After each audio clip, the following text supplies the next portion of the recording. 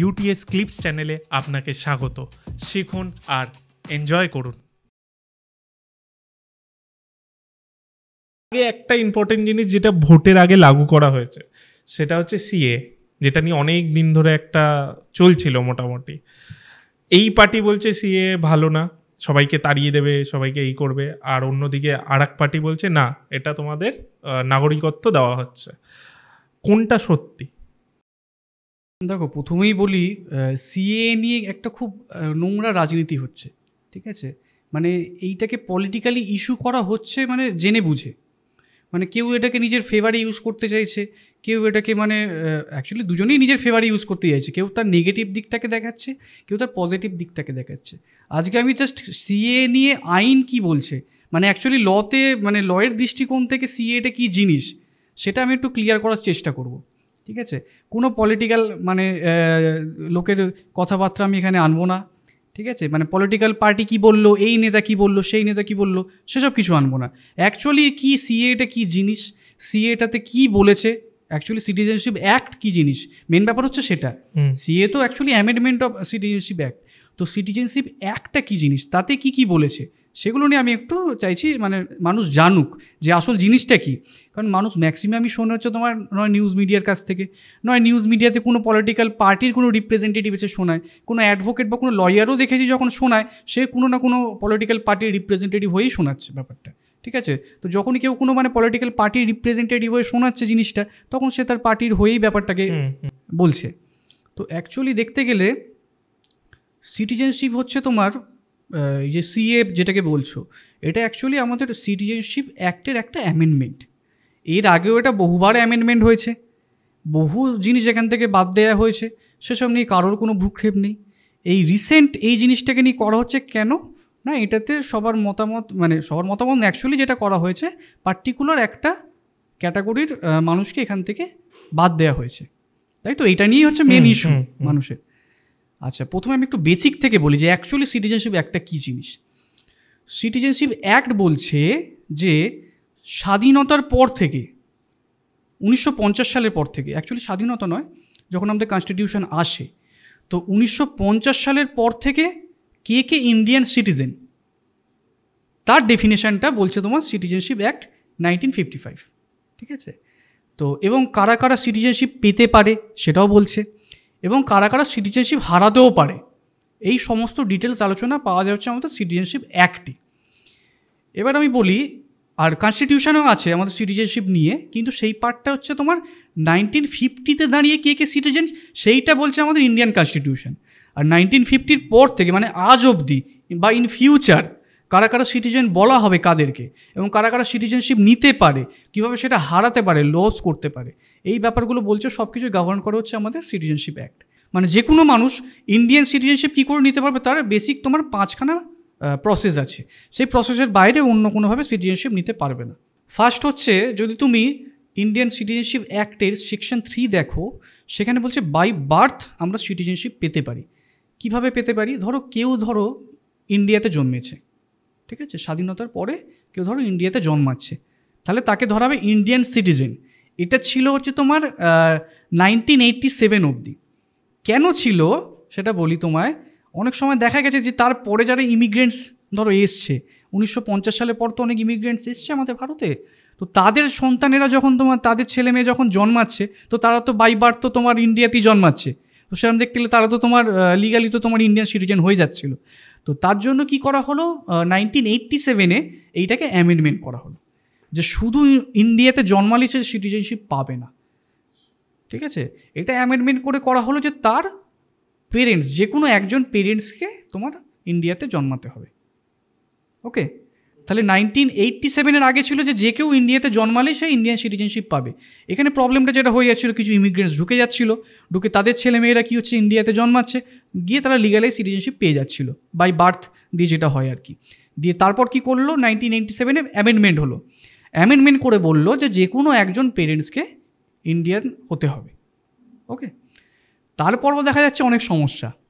একজন ধরো Indian citizen, আরেকজন হচ্ছে ইনলিগাল ইমিগ্রেন্টস এসে কী করছে, মানে এখানে কাউকে বিয়ে করে দিচ্ছে, দিয়েছে সিটিজেনশিপ নিয়ে নিচ্ছিল ইনডিরেক্টলি। তো এটাকে আটকানো হলো তোমার 2003 সালে, আবার অ্যামেন্ডমেন্ট হলো। অ্যামেন্ডমেন্ট হয়ে বললো, মানে এখনও যেটা স্টিল আছে, যে একজন পেরেন্টসকে ইন্ডিয়ান হতে হবে আর আরেকজন পেরেন্টসকে হতে হবে ইনলিগাল ইমিগ্রেন্ট হলে চলবে না, মানে লিগাল ইমিগ্রেন্ট হতে হবে। মানে যারা ধরো তোমার নন রেসিডেন্সিয়াল ইন্ডিয়ান যারা থাকে, ঠিক আছে, এনআরআই বলে যাদেরকে, তাদের লিগালাইজ পাসপোর্ট আছে, তারা মানে লিগালভাবে থাকছে, ভিসা আছে, পারমিশন নিয়ে থাকছে, সেরকম একজন হলেও চলবে, আর আরেকজনকে হতে হবে ইন্ডিয়ান। ঠিক আছে, এটা হচ্ছে তোমার বাই বার্থ, এইভাবে হচ্ছে প্রথম তোমার সিটিজেনশিপ নেওয়া যায়। এটা হচ্ছে ফার্স্ট ক্যাটাগরি, এরকম আরও 5টা আছে। সেকেন্ড বলছে তোমার সেকশন 4 বাই অ্যানসিস্টার।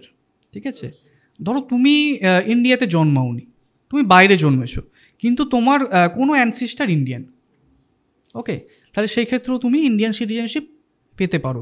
এইটা তোমার চলেছিল হচ্ছে 1992 অবধি।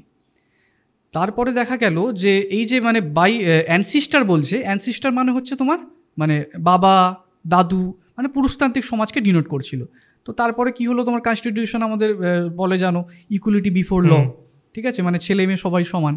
তো এইটাকে 1992-তে চেঞ্জ করে করা হলো যে শুধু বাবা নয়, যদি মাও যদি অ্যানসিস্টার যদি তোমার ইন্ডিয়ান হয়ে থাকে, তো সেক্ষেত্রে মায়ের সূত্র সে ইন্ডিয়ান সিটিজেনশিপ পেতে পারে থ্রু এই অ্যানসিস্টার যে প্রসেসটা সেকশন 4-এ বলছে। ঠিক আছে, এটা গেল তোমার সেকেন্ড টাইপ। আরও 3 রকম আছে। থার্ড বলছো তোমার by registration, section 5 of Indian citizenship act. ধরো কেউ ব্রিটিশ ইন্ডিয়াতে জন্মেছে, ব্রিটিশ ইন্ডিয়া মানে হচ্ছে তোমার স্বাধীনতার আগে, তার ব্রিটিশ ইন্ডিয়ার পার্ট মানে তখন তোমার বাংলাদেশ ছিল, তখন তোমার আমাদের পাকিস্তান ছিল। ঠিক আছে, তো ব্রিটিশ ইন্ডিয়াতে যদি কেউ জন্মে থাকে, তাহলে হিসেব মতো দেখতে গেলে সে তো তারপরে তো সে স্বাধীনতার পর সিটিজেনশিপ পেতে পারে না। তো সে তখন কি করতে পারে, থ্রু রেজিস্ট্রেশন, ঠিক আছে, ইন্ডিয়ান সিটিজেনশিপ নিতে পারে। এটা হচ্ছে থার্ড ক্যাটাগরি। এত অবধি ঠিক আছে, এত অবধি এই প্রসেসগুলো নিয়ে কারোর কোনো সমস্যা নেই। এবার শুরু হচ্ছে তোমার মানে সবথেকে ভাইটাল প্রসেস, 4 নম্বর আর সবথেকে ভাইটাল প্রসেস হচ্ছে তোমার ন্যাচারালাইজেশন। আচ্ছা, সেটা হচ্ছে তোমার সেকশন 6-এ বলে। ন্যাচারালাইজেশনে বলছে ধরো কেউ ইনলিগাল ইমিগ্রেন্ট, ওকে, তোমার ইন্ডিয়াতে আছে, যে কেউ, মানে কোনো কাস্ট, কোনো সেক্স, রিলিজিয়ান কিছু মেনশন করেনি, সিটিজেনশিপ একটা কিছু বলছে না। সিএতে আমি আসছি পরে, সেটাকে এইটাকেই অ্যামেন্ডমেন্ট করা হচ্ছে, এই ক্যাটাগরিটাকে। তো আগে ছিল কি, মানে এখনও আছে সেটা, যে কেউ ধরো তোমার ইমিগ্রেন্ট, ইললিগাল ইমিগ্রেন্ট, তোমার পাকিস্তান, আফগানিস্তান, বাংলাদেশ, যে কোনো জায়গা থেকে এসছে, তোমার যে কোনো জায়গা, এবং সে 14 বছর ইন্ডিয়াতে আছে, ওকে। 14 বছরটা আবার তোমার কন্ডিশন আছে, মানে 14 বছর পুরো না থাকলেও হবে, ধরো সে 11 বছর আছে, বাকি 3 বছর সে ইন্ডিয়ান কোনো জবের সাথে যুক্ত বা ইন্ডিয়ান গভর্নমেন্টের কোনো সার্ভিসের সাথে যুক্ত, এই দুটো মিলিয়ে হচ্ছে 14 বছর। ঠিক আছে, তো এই 14 বছর কেউ যদি ইন্ডিয়াতে থাকে, তাহলে সে থ্রু ন্যাচারালাইজেশন ইন্ডিয়ান সিটিজেনশিপ পেতে পারে।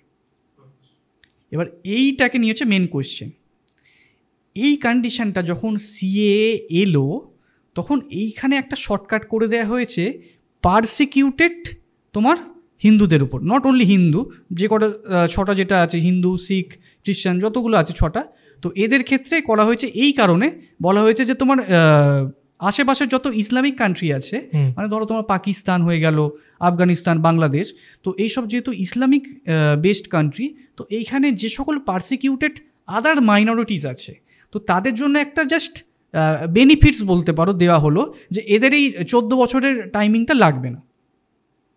আচ্ছা, এরা যদি তোমার 5 বছর থাকে, তাহলে এদেরকে ইন্ডিয়ান সিটিজেনশিপ দেওয়া যায়, কাউকে ডিপ্রাইভ করলো না। এটা কি মানে বাইরের বলতে বাইরের হিন্দুরা?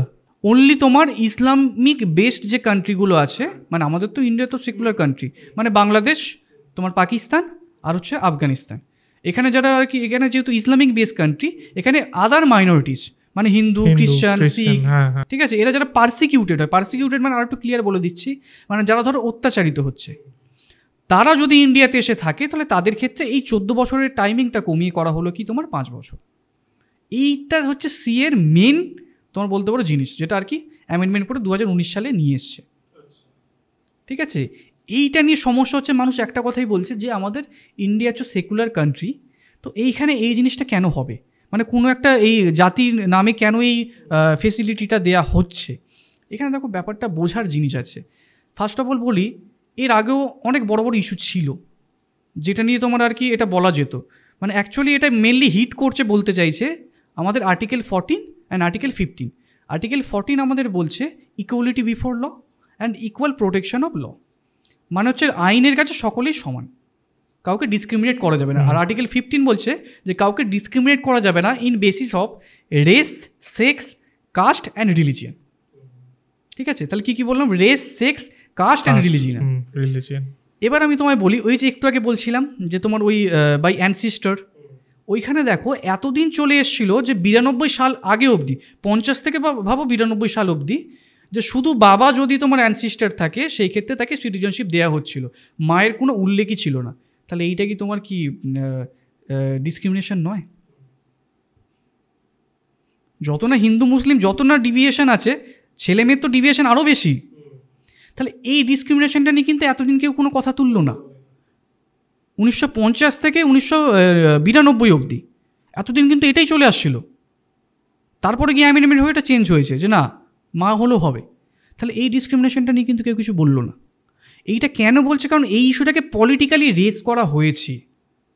এবার আমি তোমাকে একটা সিম্পল এক্সাম্পল দিয়ে বলছি। হ্যাঁ, এবার আমি একটা বলে দিচ্ছি এই ব্যাপারটা। লোকে ভাবছে যে এখান থেকে মুসলিমদের হয়তো বাদ দেওয়া হচ্ছে, যে মুসলিমরা হয়তো তোমার এই সিএএ চালু হওয়ার পর থেকে মুসলিমরা হয়তো সিটিজেনশিপ পাবে না। এই কনসেপ্টটা টোটালটা রং। আমি বলছি কনসেপ্টটা টোটাল রং, কিন্তু এই কনসেপ্টটা কেউ তোমার ক্লিয়ার করবে না কোনোদিন, যেহেতু পলিটিক্যাল একটা ইস্যু আছে। এই কনসেপ্টটা কেউ বলবেই না। সবাই বলে মুসলিমরা এই সিএ চালু হওয়ার পর সিটিজেনশিপ পাবে না। ম্যাক্সিমাম মুসলিমকে এটাই বোঝানো হয়েছে, ভয় দেখানো হচ্ছে। আমি বলছি পাবে। ন্যাচারালাইজেশনের যে প্রসেসটা আছে, যেটা দিয়ে মানে এতদিন পেয়ে আসছিল 1955 থেকে স্টিল এতদিন পেয়ে আসছে, ইনফ্যাক্ট এখনও পাচ্ছে, ইন ফিউচারও পাবে। সেই ন্যাচারালাইজেশন প্রসেসটা যে 14 বছরের টাইমিংটা বললাম তোমাকে, সেখানে কিন্তু কোনো রকম হস্তক্ষেপ করা হলো না, মানে কাউকে ডিপ্রাইভড করা হলো না। এক দলকে তোমার ফেসিলিটি দেওয়া হলো। কেন দেয়া হচ্ছে? কারণ তারা পারসিকিউটেড হচ্ছে বলে। আশেপাশের যত মুসলিম কান্ট্রি সেখানে যারা পারসিকিউটেড হচ্ছে, মানে অত্যাচারিত যারা তোমার মাইনরিটিস আছে, অনলি তাদেরকে কিছু ফেসিলিটি দেওয়া হয়েছে। এটা আমি ছোটো এক্সাম্পল দিচ্ছি। ধরো আজকে তুমি বাসে ট্রাভেল করছো, সেখানে সব রকম মানুষ উঠছে, ছেলে উঠছে, মহিলা উঠছে, কিছু সিনিয়র সিটিজেন উঠছে, কিছু ফিজিক্যালি হ্যান্ডিক্যাপটাও ওঠে তো। এবার ধরো প্রথম দিকে কী ছিল, কোনো মানে এরকম ক্যাটাগরি করা ছিল না, রিজার্ভেশন ছিল না যে ফিজিক্যাল হ্যান্ডিক্যাপের জন্য আলাদা সিট, মহিলাদের জন্য আলাদা সিট, কিছু ছিল না। সবাই উঠতো, মহিলারাও দাঁড়িয়ে যেত, যে ফিজিক্যালি হ্যান্ডিক্যাপ সেও দাঁড়িয়ে যাচ্ছে যদি সিট না পায়। ঠিক আছে, যে তোমার ধরো সিনিয়র সিটিজেন সেও দাঁড়িয়ে যাচ্ছে। কিছুদিন বাদে এটা মানুষ বুঝতে পারলো যে না, এদের জন্য একটা রিজার্ভেশন করা উচিত। একটা সিনিয়র সিটিজেনের জন্য রিজার্ভেশন একটা সিট করলো। ঠিক আছে, তোমার একটা ফিজিক্যালি হ্যান্ডিক্যাপের জন্য একটা সিট করা হলো। যেই করা হলো তখন ছেলেরা বলছে ছেলেদের জন্য আলাদা সিট করতে হবে। এটা উচিত না। এতদিন তুমি দাঁড়িয়ে যাচ্ছিলে, এতদিন তুমি বসে যাচ্ছিলে, মানে এতদিন তো ন্যাচারালাইজেশনের প্রসেসেই পেয়ে যাচ্ছিল, তখন কোনো অসুবিধা হচ্ছিল না। যেই একটা কিছু পারসিকিউটেড জন, মানে যাদের আর কি প্রয়োজন, অ্যাকচুয়ালি প্রয়োজন, হ্যাঁ, ইসলামিক বেস কান্ট্রিতে মাইনরিটিসরা পারসিকিউটেড হচ্ছে, এটা আমি বলছি না, নিউজ মিডিয়া দেখলে বোঝা যাচ্ছে হচ্ছে। এবং যারা পারসিকিউটেড বা অত্যাচারিত তাদের জন্যই এই ফেসিলিটিটা। তো আমার মনে হয় যে এটা মানে নেগেটিভ অ্যাপ্রোচে দেখানো হচ্ছে বটে, অ্যাকচুয়ালি কিন্তু এটা অতটাও নেগেটিভ অ্যাপ্রোচ নয়, এটা হেল্প করা হচ্ছে। ঠিক আছে, এটা কি তোমার পলিটিক্যালি ইস্যু বানিয়ে এই জিনিসটা ক্লিয়ার করবে না। লোকে বলবে যে এই যে 6 জনকে, মানে 6টা ক্যাটাগরি, হিন্দু, শিখ, খ্রিস্টান, এদেরকে দেওয়া হচ্ছে, মানে মুসলিমদের সিএ থেকে বাদ দেওয়া হচ্ছে। সিএ থেকে বাদ দেওয়া হচ্ছে মানছি, কিন্তু সিটিজেনশিপ অ্যাক্ট থেকে তো তাদের বাদ দেওয়া হচ্ছে না। এত বছর 1955 সাল থেকে তারা এইভাবে সিটিজেনশিপ পেয়ে আসছে, তখন তো কোনো অসুবিধা হয়নি, তাই না? এত বছর তারা পেয়ে এলো, কোনো অসুবিধা হলো না। যেই ধরো কিছুজন পারসিকিউটেড বা অত্যাচারিত মানুষদের একটু ফেসিলিটি দেওয়া হচ্ছে, সরকার একটু সহৃদয় হচ্ছে, তখন এই ইস্যুটাকে নিয়ে পলিটিক্যালি তাদেরকে মানে আর কি ভুল বুঝিয়ে একটা এরকম দাঙ্গা লাগানোর চেষ্টা করা, বা যেটাই হচ্ছে না কেন পলিটিক্যালি একটা ভোট ব্যাঙ্কে নিজেদের দিকে টানা, এই জিনিসটা করা ঠিক না। এর থেকে বড় বড় ইস্যু ছিল সিএতে। ভাবো না, এই যে ছেলে মেয়ে যে ডিসক্রিমিনেশনটা, যেটা তো তোমার 1992 অবধি চলেছিল, অ্যামেন্ডমেন্টের আগে অবধি, সেটা নিয়ে তো কেউ কোনোদিন কোনো আন্দোলন করলো না, তাই না? তো এইটাই হচ্ছে সিএর মেন জিনিস। এখানে আমি বারবার বলছি, এখানে কাউকে ডিপ্রাইভ করে সিটিজেনশিপ দেওয়া হবে না বলছে না। কিছু জনকে, ক্যাটাগরির লোককে, অনলি যারা তোমার ইসলামিক বেস কান্ট্রিতে, মানে 3টে কান্ট্রি যেটা বললাম, সেখানে যারা অত্যাচারিত হচ্ছে, অনলি তাদেরকে টাইম লিমিটটা একটু কমিয়ে তোমার ওই 14 বছর বা 11 বছর যেটাই বলছে না কেন সেটা কমিয়ে 5 বছর করা হচ্ছে। মুসলিমদেরকে দেওয়া হবে না কোথাও বলছে না। তুমি যদি ন্যাচারালাইজেশন প্রসেসটা দেখো ওটা স্টিল এখনও আছে। এখনও যদি মুসলিমরা কেউ ধরো 11 বছর বা 14 বছরের যে কথাটা বলছি যদি থেকে থাকে, যদি অ্যাপ্লিকেশন করে থাকে, সেক্ষেত্রে তারা পাবে। এবং এটাও বলছি, এটা একটা আরেকটা শর্টকাট বলছি যেটা সকলের ক্ষেত্রে অ্যাভেলেবেল এখনও অবধি আছে, কি হিন্দু কি মুসলিম সকলেই পাবে। ঠিক আছে, এই 14 বছরে কোনো 14 বছর হোক 5 বছর হোক কোনো জিনিসটাই তাদের ক্ষেত্রে অ্যাপ্লিকেবল হবে না। কেউ ধরো সায়েন্স, লিটারেচার বা তোমার হিউম্যান রাইটস, ঠিক আছে, এই সকল সাবজেক্টে যদি কেউ কোনো ভালো স্থান মানে অর্জন করে থাকে তাহলে সেই ক্ষেত্রে তাদের কোনো টাইম লিমিটই দেবে না। তাদের ক্ষেত্রে সবকটা কন্ডিশন ওয়েভার হয়ে যাবে, তারা ইনস্ট্যান্ট সিটিজেনশিপ পেতে পারে, সে ইনলিগাল ইমিগ্রেন্ট হলো। এটা নিয়ে তো কেউ বলছে না, কাউকে বলতে দেখবে নিউজ মিডিয়াতে? বলতে দেখবে না।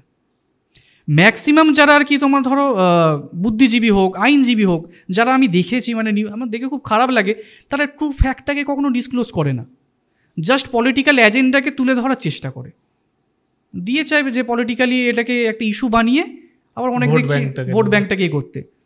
আর আমি এটাও দেখি যে অনেক আইনজীবী যারা ধরো আর কি নিউজ মিডিয়াতে আসে, আদৌ নিজেদেরকে আইনজীবী বলে পরিচয় দেয় অনেকে ঠিকই, কিন্তু মানে কোর্টে গিয়ে দেখবে যে তারা যে খুব যে প্র্যাকটিস করছে, খুব যে মামলা করা, তা কিন্তু নয়। এই সব ইস্যুকে তুলে একটা বাজার গরম করে দিয়ে আবার অনেকে দেখছি তোমার ইলেকশনে সিটও পেয়ে যাচ্ছে। ঠিক আছে, যাই হোক, সেসব নিয়ে আমি বেশি কিছু বলতে চাই না। ঠিক আছে, অথচ দেখবে তাদের সেরকম নিজেদের আইনজীবী হিসেবেই পরিচয় দেয়, কটা মামলা করে আমার খুব সন্দেহ আছে। কিছুজন করে, যারা মানে পাচ্ছে কিছুজন করে, বাট কিছুজনকে দেখছি কটা মামলা করে খুব সন্দেহ আছে। কিন্তু ধরবে না তো, এটা ধরবে কি আছে? আমি সত্যি কথা বলতে আমার পলিটিক্যাল কোনো ব্যাকগ্রাউন্ড নেই, আমি কোনো পার্টির কোনো মেম্বার নয়, আমার পলিটিক্যালি একটা ছিটে ফোটা দাগ পর্যন্ত নেই। আমি যে কটা কথা বললাম এখন সব কটা আমি সেকশন ধরে ধরে বলেছি, সব কটা আইনে আছে, লোকে আইন দেখে নিক বুঝে নিক। আমি লয়ের ভিউ থেকে প্রত্যেকটা কথা বললাম, কোনো পলিটিক্যাল কোনো এজেন্ডা কোনো পার্টির কোনো কিছু থেকে আমি বললাম না। ঠিক আছে, সেকশন ধরে ধরে বলেছি আর পুরো অ্যাক্ট বুঝিয়ে বলেছি। এরপর আশা করি মানুষ হয়তো বুঝতে পারবে। আর বারবার বলছি, এখানে কাউকে ডিপ্রাইভ করা হচ্ছে না। মুসলিমরা এখনও যদি চায়, ঠিক আছে, মুসলিম হোক হিন্দু হোক, আর কেউ ধরো অত্যাচারিত নয়, সেক্ষেত্রে কিন্তু প্রসেসটা কিন্তু তার ক্ষেত্রে কিন্তু সেম, সে কিন্তু এই মানে শর্টকাটটা পাবে না 5 বছরে।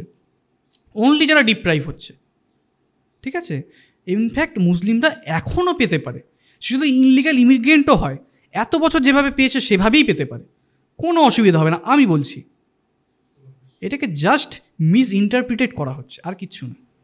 কিন্তু তুমি বলছো, বাট আমরা একটা রাজ্যের কথা যদি বলি, সেখানে আমরা দেখেছি সিএ লাগু হওয়ার পর মানে ফ্যামিলি হয়তো বাড়িতে রয়েছে, তার বাবা হয়তো ওই ক্যাম্প যেগুলো করা হয়েছে, কি ক্যাম্পটার নাম ভুলে যাচ্ছে, ওই ক্যাম্পে রেখে দিই, হ্যাঁ ওখানে রেখে দিচ্ছে, এবার ওখান থেকে মানে ছাড়ছেও না।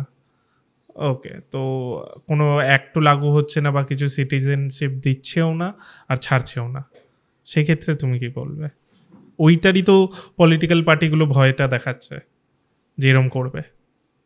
এইটা কিন্তু যেটা তুমি বলছো যে ডিটেনশন ক্যাম্পের ব্যাপারটা, এটা অ্যাকচুয়ালি পুরো এনআরসির টপিক। এনআরসিটা আমি বলবো কিছুটা নেগেটিভ ইম্প্যাক্ট আছে। সিএতে কিন্তু কাউকে তোমার ডিপ্রাইভ করা হচ্ছে না, কিন্তু এনআরসিতে কিন্তু সিটিজেনশিপ বাতিল করার ব্যাপারটা আছে। এনআরসি নিয়ে একটা আমি পরে একটা বড় ভিডিও করবো, এখন ছোট্ট করে একটু কনসেপ্ট দিয়ে রাখি। এটা অ্যাকচুয়ালি করা হয়েছে তোমার আসামে দেখা যাচ্ছিল, মানে 1971-এ মানে স্বাধীনতার পর থেকে অনেক ইনলিগাল ইমিগ্রেন্টস চলে এসেছিলো, মানে সেখানে আসামের লোক কম পড়ে যাচ্ছিলো আর তোমার ইমিগ্রেন্টস বেশি হয়ে যাচ্ছিলো। তারপরে কি হয়, 1971-এ বলা হয় যে রিলিজিয়ানই হোক না কেন, মানে হিন্দু মুসলিম কিন্তু বিভেদ করা হয়নি, যে কোনো রিলিজিয়ানই হোক না কেন, সে হিন্দু হোক, মুসলিম হোক, শিখ হোক, খ্রিস্টান হোক, সে যদি 1971-এর পরে যদি আসামে আসে, ভালো করে শোনো, 1971-এর পরে যদি আসামে আসে, তাহলে কিন্তু সে আর ইন্ডিয়ান সিটিজেন তাকে বলা হবে না।